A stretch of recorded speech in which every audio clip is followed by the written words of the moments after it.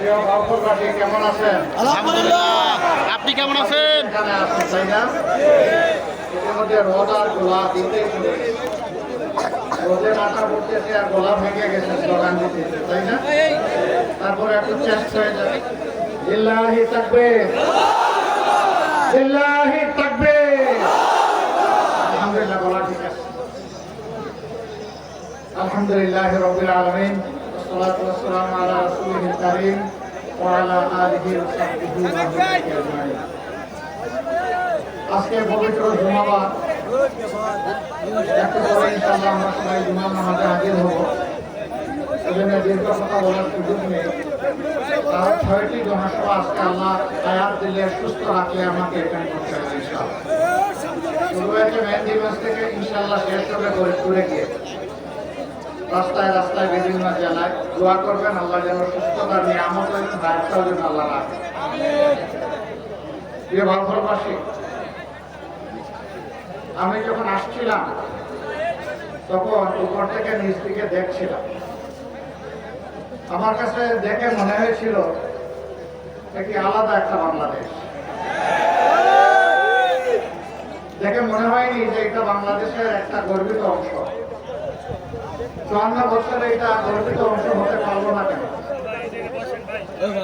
এই জবাব আমাদের কাছে স্পষ্ট।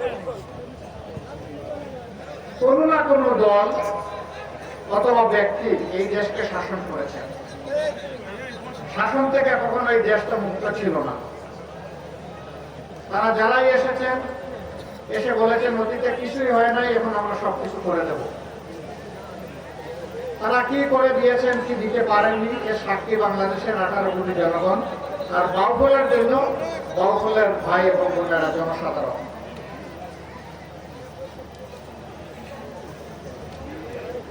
একটা জাতির 3টা মৌলিক জিনিস লাগবে। একটি হচ্ছে তার একটি ভালো শিক্ষা লাগবে। ভালো শিক্ষা পেতে হলে ভালো শিক্ষা প্রতিষ্ঠান প্রয়োজন হবে। দ্বিতীয়টি হচ্ছে একটা সুস্থ সবল সমাজ গড়ার জন্য তার স্বাস্থ্য সেবার উন্নত ব্যবস্থা থাকতে হবে। আর তৃতীয়টা হচ্ছে সমাজে আইন শৃঙ্খলা পরিস্থিতি এবং ন্যায় বিচার থাকতে হবে। এই 3টা জিনিস যদি কোনো সমাজে থাকে, এই সমাজ একটা ভালো সমাজে পরিণত হয়। কিছু ভাই গাড়ি ধরার জন্য ইতিমধ্যে রওনা করেছেন তাই না? কষ্ট করে আসবেন, আপনাদের মুখ আমার দেখতে হবে। গাড়ি একটু পরেও পাবেন, গাড়ি আপনাদেরকে ফেলে যাবে না ইনশাআল্লাহ। ভলান্টিয়ার যারা আছেন তাদেরকে একটু সবার করতে বলেন, মাঠে থাকতে বলেন। আমরা চলে যাবো 10 মিনিট ইনশাআল্লাহ আপনাদের সাথে কথা হবে।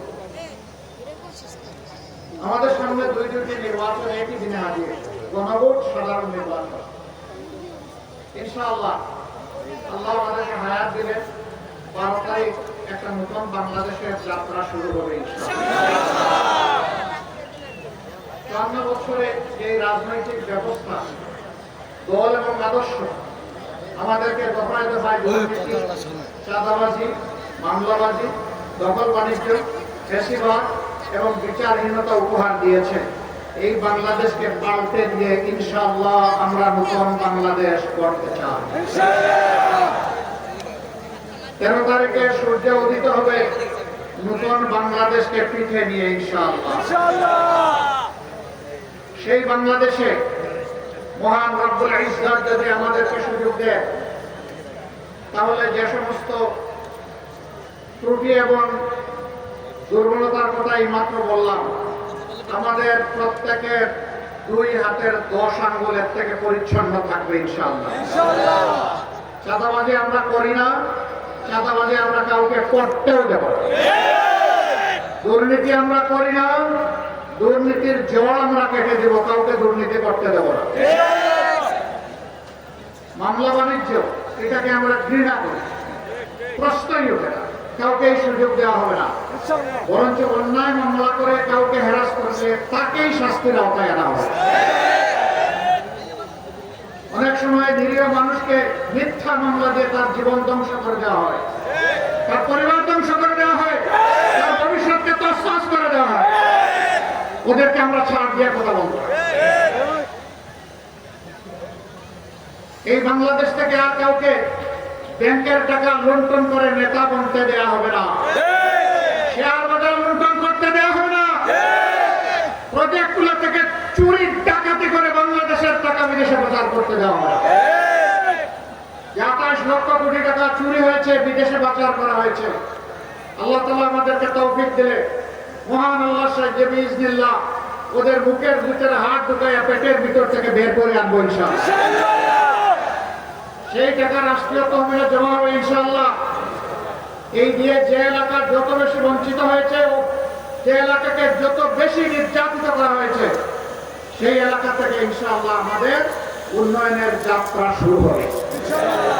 এখানে মামুক আলুর কোনো টেলিফোন চলবে না, এখানে প্রধানমন্ত্রী এবং প্রেসিডেন্টের বাড়ি কোথায় এটা দেখা হবে না, এখানে ন্যায্যতার ভিত্তিতে জনগণের পাওনা নির্ধারণ করা হবে ইনশাআল্লাহ। আপনারা সেই বাংলাদেশ চান, আপনারা ওই বিচার ব্যবস্থা চান, যেই বিচার ব্যবস্থা একজন সাধারণ মানুষ যে অপরাধ করলে তাকে বিচারের আওতায় এনে শাস্তি দেওয়া হবে। একই অপরাধ যদি দেশের প্রধানমন্ত্রী কিংবা প্রেসিডেন্ট করে থাকেন, তাদেরকেও ছাড় দিয়ে কথা বলা হবে না, একই বিচারের আওতায় না হবে।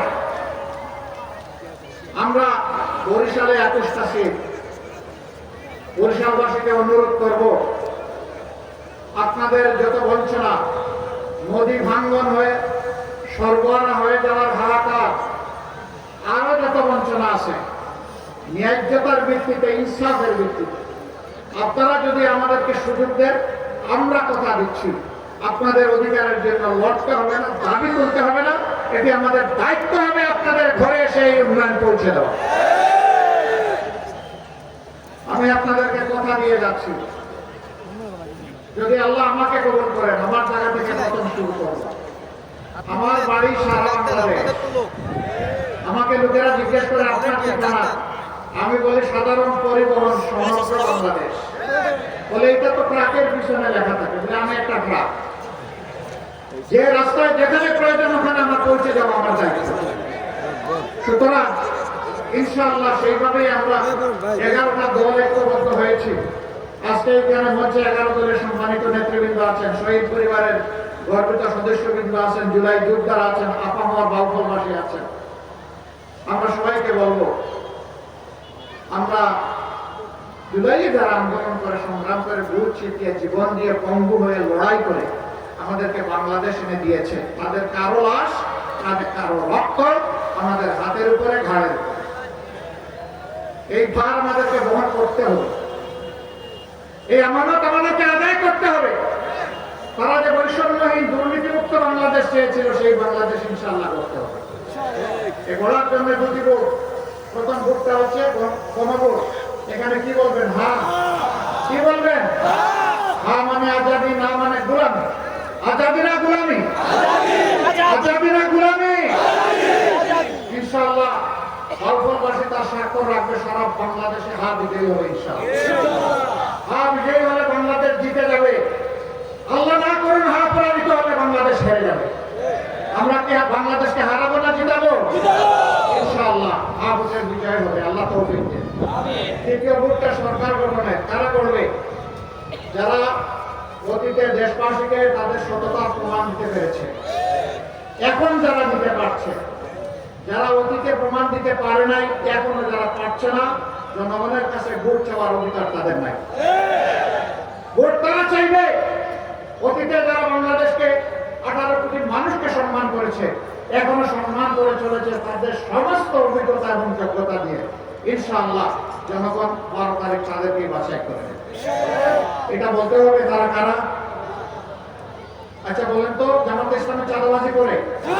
আমাদের সাথে শহীদ দল, আলিম উলামা সহ দেশপ্রেমিক যারা আছে তারা চাঁদাবাজি করে, দুর্নীতি করে, মামলা বাণিজ্য করে, দখল বাণিজ্য করে, মা বোনদের গায়ে হাত দেয়, ইজ্জত লুণ্ঠন করে, জনগণের সম্পদ চুরি করে, ব্যাংক ডাকাতি করে, ঋণ খেলাপি আছে নাই?